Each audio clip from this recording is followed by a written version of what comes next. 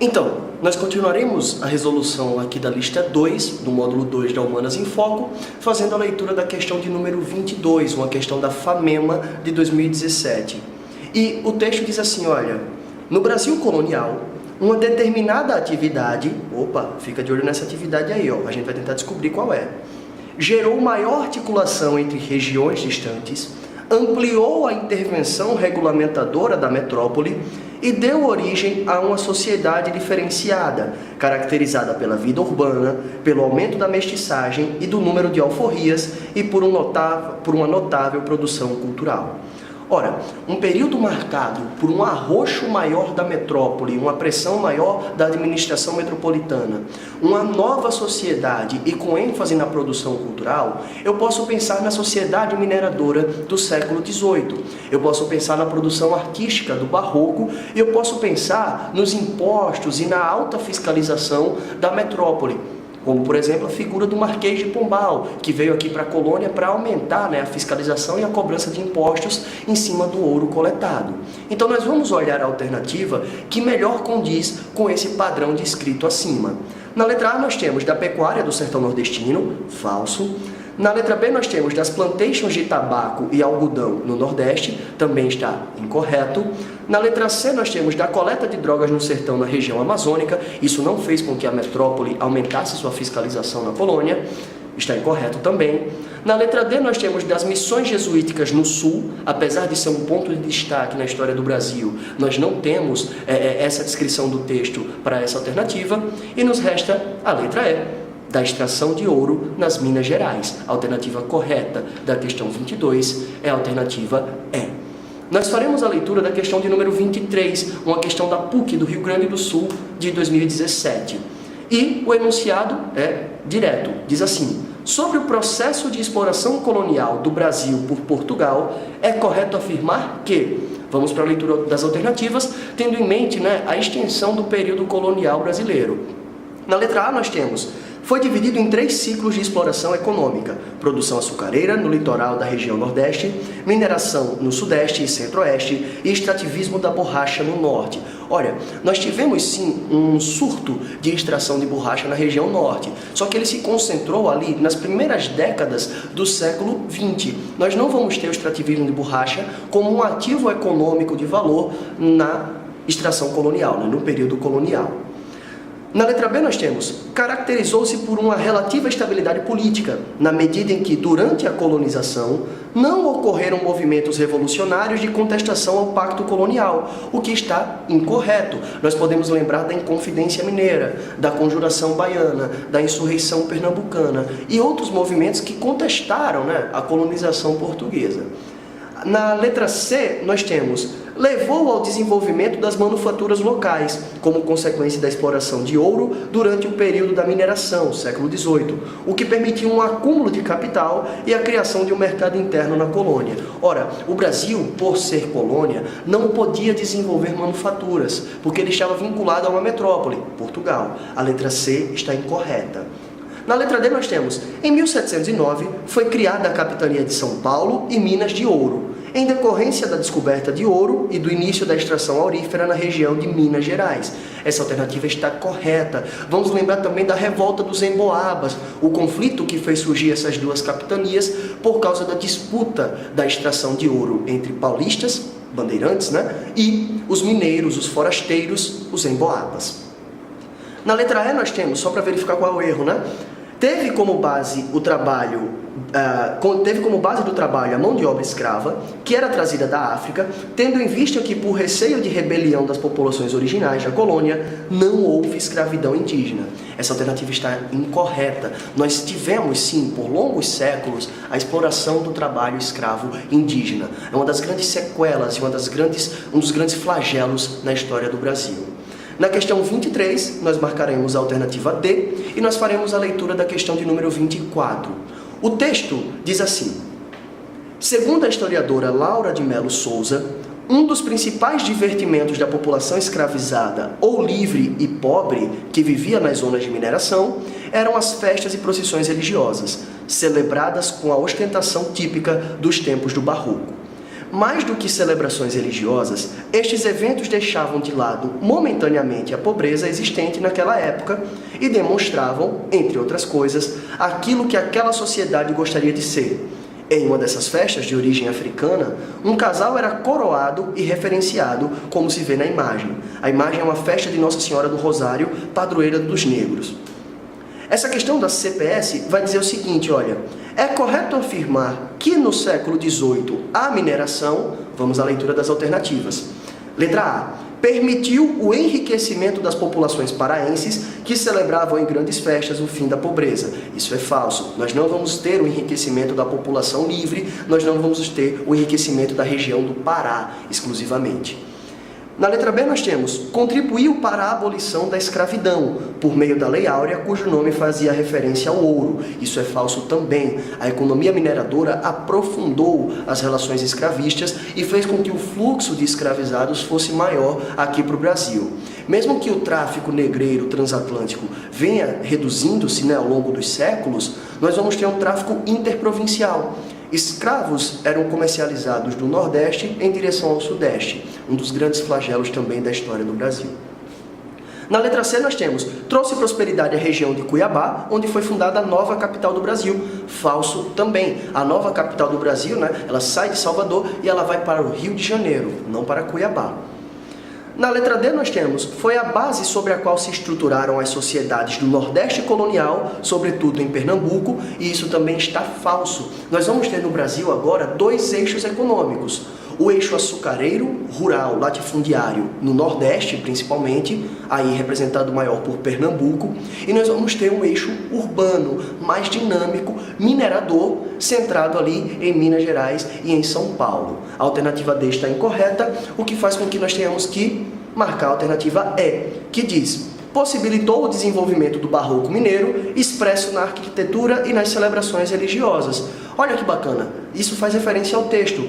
No texto nós temos ali, olha, a população escravizada ou livre e pobre que vivia nas zonas de mineração, e eram as festas e procissões religiosas celebradas com ostentação típica dos tempos do barroco. A alternativa E está correta, e na questão de número 24 nós marcaremos ela. A seguir, nós temos um texto que faz referência à questão de número 25, da lista 2 aqui do módulo 2 da Humanas em Foco. A leitura do texto vai da seguinte maneira. Em 1499, retornavam a Lisboa em momentos diferentes as duas naus restantes da Armada que 2 anos antes partira rumo ao Índico, em viagem de descoberta do caminho que levasse à Índia. Local desejado por Portugal há quase meio século. Definitivamente, as coisas nunca mais foram as mesmas, tanto para aquele pequeno reino português na franja atlântica da Europa, quanto, em outras medidas, para o resto do continente europeu.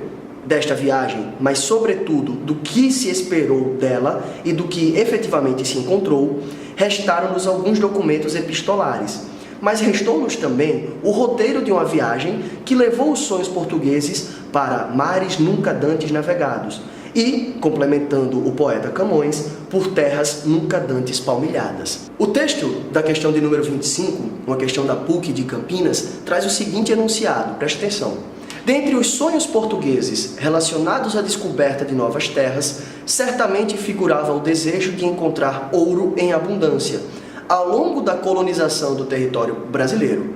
O período em que Portugal mais lucrou com a exploração de minérios, vamos fazer a leitura das alternativas.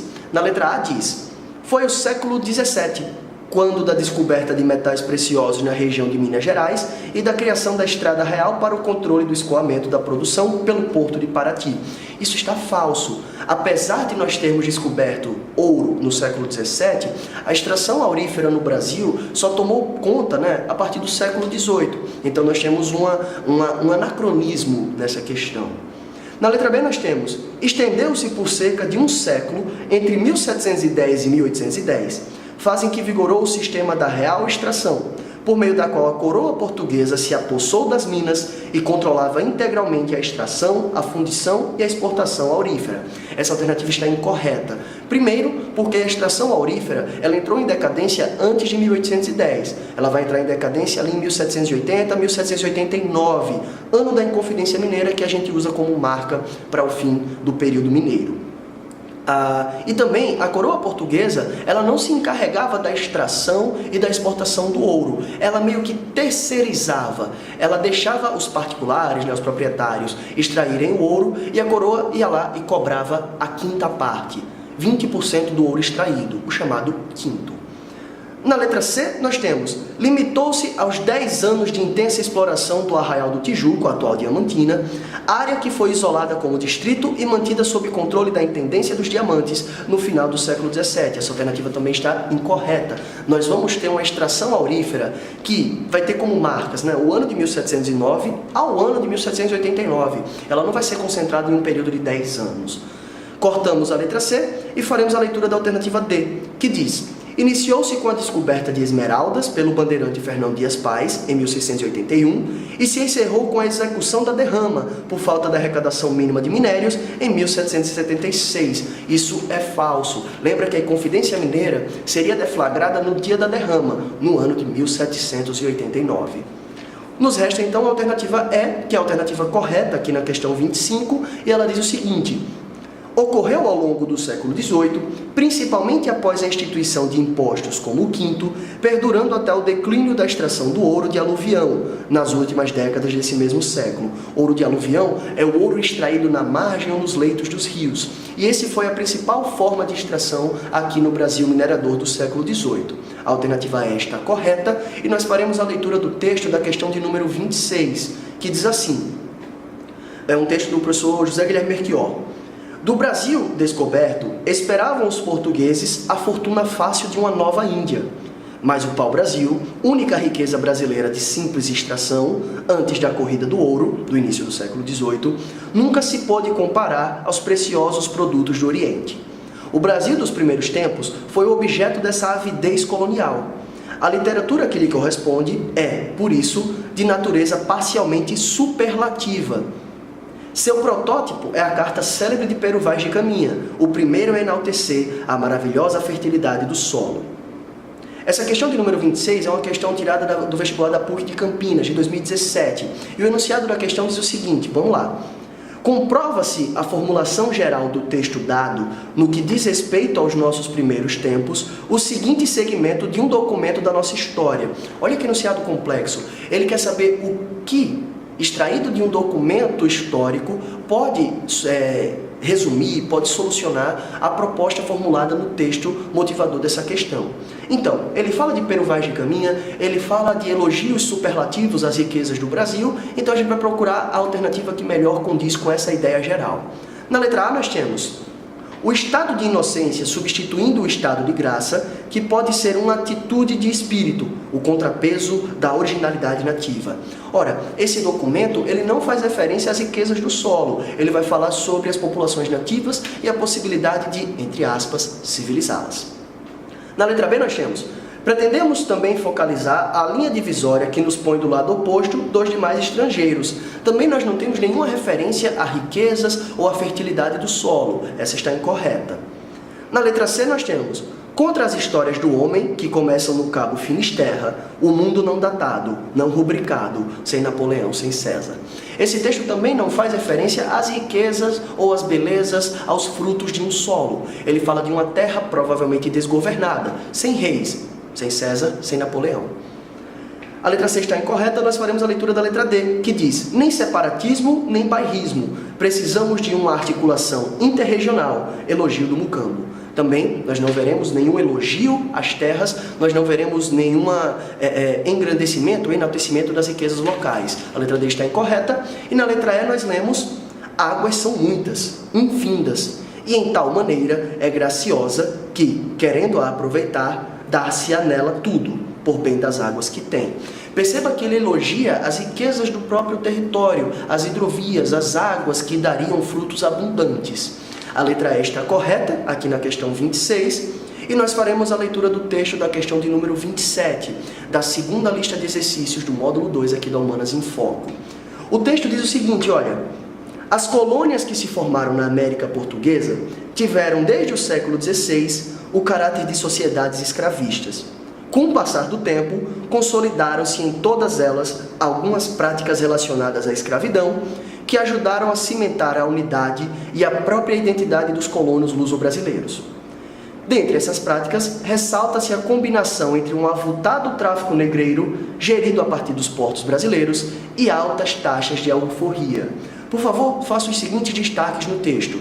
Na parte que diz, ajudaram a cimentar a unidade e a própria identidade dos colonos, isso é muito importante para a resolução das questões, e um avultado tráfico negreiro gerido a partir dos portos brasileiros. Esse texto da professora Márcia Marques, do Rafael Marques e da Márcia Berbel, foi explorado por uma questão da PUC de Campinas, que diz o seguinte, olha, segundo o texto e seus conhecimentos sobre a história da escravidão na América Portuguesa, a sociedade escravista que nela se constituiu apresentava, vamos fazer a leitura das alternativas.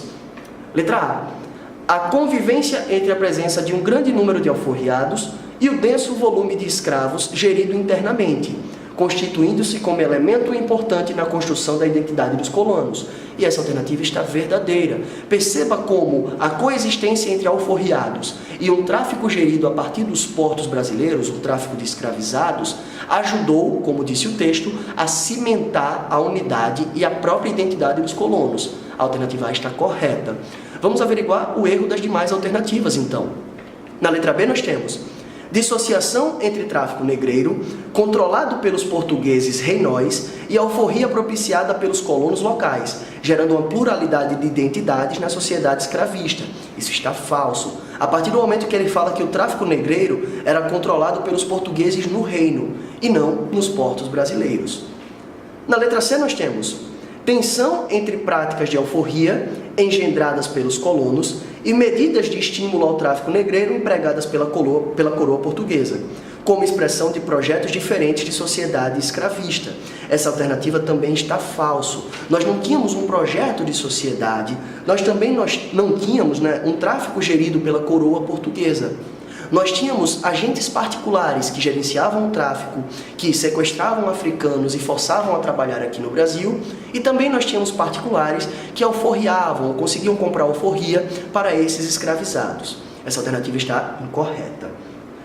Na letra D, nós temos interação patriarcal entre colonos luso-brasileiros e escravos, devido à adoção de práticas de alforria, apesar da unidade e resistência vigentes entre os africanos escravizados e da opressão exercida pela coroa. Nós não podemos observar essa dinâmica aí no texto. Nós vamos ter que cortar essa questão por causa dessa incongruência histórica que se apresenta.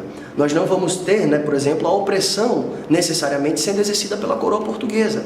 A repressão aos escravos era feita aqui no próprio território, claro, com a conivência, com as leis e às vezes até com o apoio da coroa portuguesa. Na letra E nós temos contradição entre práticas escravistas estimuladas pelos traficantes portugueses, que geriam os portos brasileiros, e as propostas abolicionistas apregoadas pelos colonos luso-brasileiros, que defendiam a alforria. É raro e até um pouco difícil, é por isso que essa questão está incorreta, a gente vê o termo abolicionismo nesse período. A gente só começa a ver questões relacionadas à abolição no final do século XVIII, quando a instituição da escravidão entra em xeque, ou ela entra em contestação. Um grande movimento referente a isso foi a Conjuração Baiana de 1798, mas a gente não vai ver isso sendo evidenciado no texto. Nós marcamos a alternativa A, na questão de número 27, e nós faremos a leitura da questão de número 28. Outra questão da Universidade Estadual do Ceará. E o texto do André João Antonil diz o seguinte: os escravos são as mãos e os pés do senhor de engenho, porque sem eles, no Brasil, não é possível fazer, conservar e aumentar fazenda, nem ter engenho corrente, e do modo com que se há com eles, depende tê-los bons ou maus para o serviço. O segundo texto é do Sérgio Buarque de Holanda, do Raízes do Brasil, e diz o seguinte: a democracia no Brasil foi sempre um lamentável mal-entendido. Uma aristocracia rural e semi-feudal importou-a e tratou de acomodá-la onde fosse possível, aos seus direitos ou privilégios. Os mesmos privilégios que tinham sido, no Velho Mundo, o alvo da luta da burguesia contra os aristocratas. Então, no primeiro texto, nós temos provavelmente um senhor de engenho destacando que a riqueza derivava do trabalho e da exploração dos escravos, que deveriam ser bem ou mal tratados a gosto do seu senhor, E nós temos o segundo texto que fala que a democracia do Brasil, né, a participação popular do Brasil, sempre foi limitada por uma aristocracia de característica semi-feudal que trazia elementos europeus que foram contestados pelas revoluções europeias, como a Revolução Francesa e a Primavera dos Povos. A partir da leitura desses dois textos, nós temos o enunciado da questão que diz assim: considerando os vários aspectos da formação social do Brasil, pode-se afirmar corretamente que os dois trechos acima tratam, vamos fazer a leitura das alternativas. Na letra A nós temos da inclusão do negro e do pobre no processo democrático, que rompeu com os direitos e privilégios das classes dominantes. Essa alternativa está falsa. A partir da leitura do texto do Sérgio Buarque de Holanda, é possível destacar que nós não vamos ter essa integração.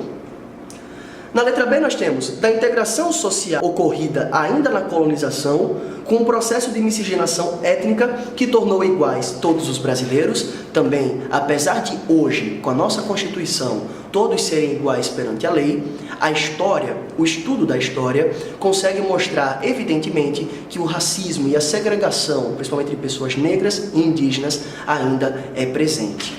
Nós cortamos a letra B e nós faremos a leitura da alternativa C, que diz: da condição de exploração e exclusão que estava sujeita uma parcela significativa da população brasileira em razão dos interesses das elites, e nós podemos marcar a alternativa C como correta, vendo que esse é o ponto de concordância entre os dois autores. A alternativa C consegue juntar, os elementos centrais dos dois textos.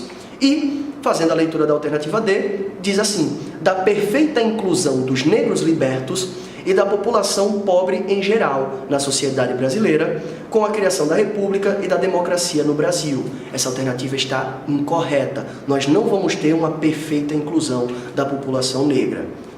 Nós faremos, a partir de agora, a leitura da questão de número 29, ainda da lista 2, no módulo 2 aqui da Humanas em Foco. E a questão diz o seguinte, olha: durante a colônia, experimentou-se uma série de conflitos protagonizados por colonizadores e populações presentes no território. Um deles, denominado Guerra Justa, e ela quer saber qual é a definição dessa Guerra Justa, o que é que ela significa. Na letra A nós temos: consistiu na invasão armada dos portugueses em territórios indígenas, com o objetivo de capturar o maior número de pessoas, incluindo mulheres e crianças, com a finalidade de escravizá-los. Essa alternativa está, infelizmente, verdadeira. Por quê? Era proibido pela Igreja Católica, na maioria dos casos, a escravização dos povos indígenas, pois acreditava-se que podiam ser catequizados ou enfileirados nos quadros da Igreja.